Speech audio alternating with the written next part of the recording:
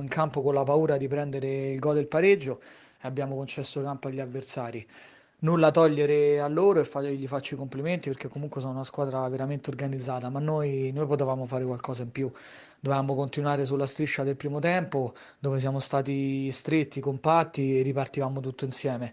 Il secondo tempo questo non l'abbiamo fatto, ci siamo un po' disuniti e loro hanno sfruttato benissimo tutte le occasioni.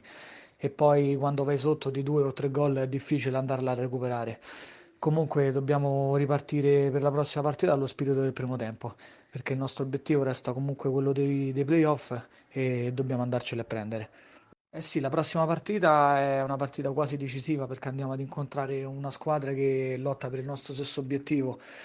Come ho già detto prima, dobbiamo ripartire dalla prestazione del primo tempo, di stare stretti, compatti e cercare di concedere meno occasioni possibili agli avversari.